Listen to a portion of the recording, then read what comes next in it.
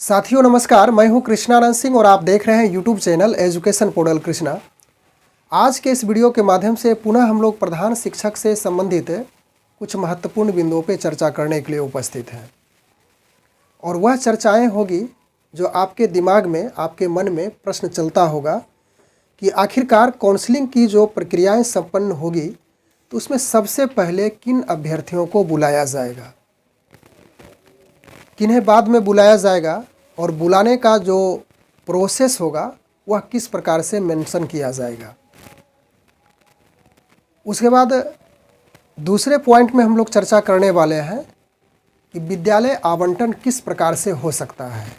यह एक संभावित बातें हैं, हम लोग सिर्फ संभावनाएं लेकर के चलेंगे, लेकिन बिहार सरकार शिक्षा विभाग की ओर से क्या गाइडलाइंस जारी किए जाते हैं उसे हम लोग अंततः 2 से 3 दिन में स्पष्ट कर ही लेंगे।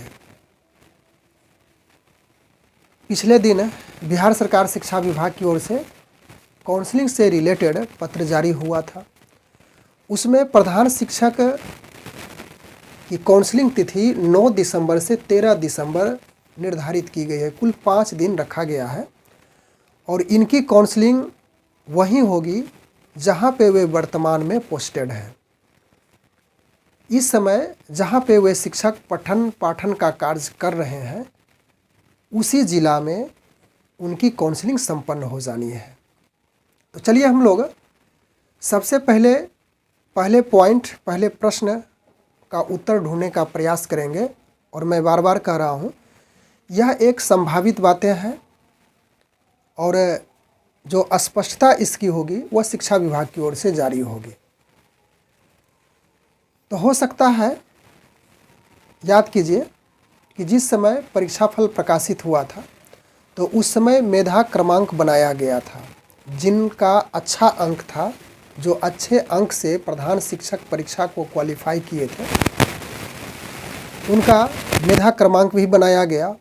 पूरे बिहार में मेधा क्रमांक बना, तो उस मेधा क्रमांक को अब जिला स्तर पे बनाया जाएगा। प्रत्येक जिला में मिला जुला करके चलिए तो 600 से 700 या तो मैक्सिमम 800 अभ्यर्थियों की संख्या होगी जहां पे क्वालिफाई। कहीं कहीं किसी ज़िला में कुछ अधिक अभ्यर्थी हैं, लेकिन एवरेज लेकर के चले तो 600 से 700 अभ्यर्थी प्रत्येक ज़िला में क्वालिफाई किए हैं।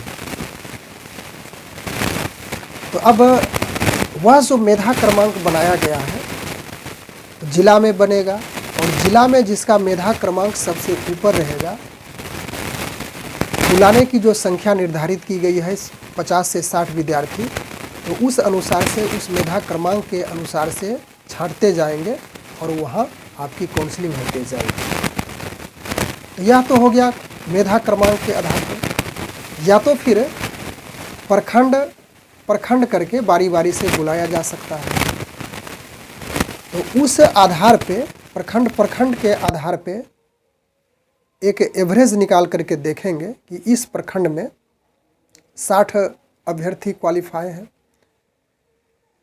उसके बाद दूसरे प्रखंड में कुछ अभ्यर्थी, यानी कि जितनी अभ्यर्थियों को उन्हें बुलाना है उस अनुसार से वे छांट सकते हैं और पुनः काउंसलिंग के लिए उसे बुलाएंगे। तो सपोज कीजिए एक ज़िला में 10 से 12 प्रखंड है और प्रत्येक प्रखंड में लगभग 60 से 70 पास अभ्यर्थी यदि है प्रधान शिक्षक के लिए, तो 10 प्रखंड में 60, यदि 10 प्रखंड लेकर चले और 60 अभ्यर्थी लें तो 600 हो जाता है 5 दिनों में। उसके बाद 12 प्रखंड है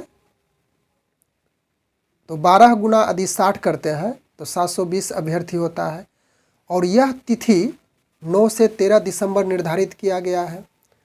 5 दिन समय है। एक दिन में यदि 120 अभ्यर्थी की काउंसलिंग होती है तो 5 दिन में 600 अभ्यर्थी की काउंसलिंग संपन्न हो जाएगी।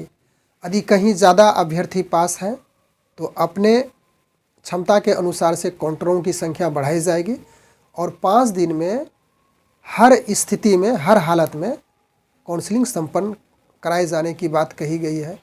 हालांकि उसमें उस पत्र में लिखा गया है कि यह टेंटेटिव डेट है, अनुमानित तिथि निर्धारित की गई है। विशेष परिस्थितियों में यह डेट भी बढ़ाए जाते हैं कभी कभी, लेकिन अभी फ़िलहाल हम लोग 9 से 13 दिसंबर ही लेकर के चलेंगे और इस तिथि में प्रधान शिक्षक की काउंसलिंग संपन्न हो जाएगी। अब दूसरे पॉइंट पे बात करते हैं कि विद्यालय आवंटन। थोड़ा सा हम लोग पीछे होंगे इसको समझने के लिए। आप याद कीजिए कि विद्यालय आवंटन उस समय, जिस समय जो पहले वेतनमान वाले शिक्षक थे उनका प्रमोशन हुआ, प्रमोशन होने के बाद फुल्ली जब एचएम बने थे तो जिस प्रखंड में वे पहले से पोस्टेड थे तो उसी प्रखंड में उसे फुल्ली एचएम बनाया गया।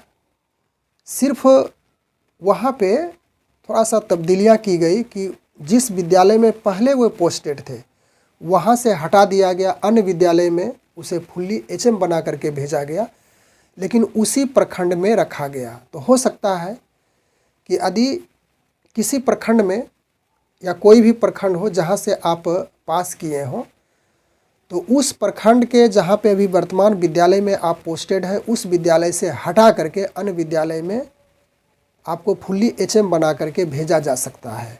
यह एक अनुमानित बातें हैं। हालांकि शिक्षा विभाग की ओर से क्या गाइडलाइंस जारी की जाती है वो हम लोग अंततः देखेंगे। यह जो बिहार सरकार शिक्षा विभाग की ओर से काउंसलिंग की जो गाइडलाइन जारी की गई थी उसमें बीपीएससी वाले शिक्षक जो कि TRE 3 के अंतर्गत क्वालिफाई किए हैं तो उसके लिए कहा गया है कि जो काउंसलिंग की तिथि है वह विभाग की ओर से जारी की जाएगी। काउंसलिंग की तिथि जारी है लेकिन उसका जो जिला है, यहाँ पे थोड़ा सा हम लोग सुधार लें कि काउंसलिंग की तिथि जारी है लेकिन जिला का आवंटन बीपीएससी के द्वारा जारी किया जाएगा। लेकिन यहाँ तो स्पष्टता हो गई है प्रधान शिक्षक के लिए कि इसकी काउंसलिंग प्रक्रियाएँ जिला में ही होंगे।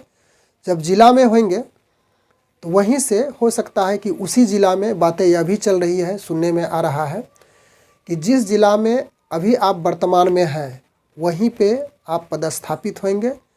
तो वहाँ भी पदस्थापित होते हैं तो हो सकता है यह भी बातें हो सकती है कि आप जिस प्रखंड में फ़िलहाल पदस्थापित हैं सिर्फ विद्यालय को बदला जा सकता है और अन्य विद्यालय में भेज करके फुल्ली एचएम के पद पे आपको फिर ज्वाइन करा देगा, लेकिन उसी प्रखंड में रखा जा सकता है। तो चलिए हम लोग कुछ अनुमानों के आईने इसे कह सकते हैं, अनुमान के तहत पे हम लोग चर्चा किए और अंत में क्या होता है इसे तो हम लोग स्पष्ट कर ही लेंगे। बस आज के वीडियो में इतना। Thanks for watching. Good bye.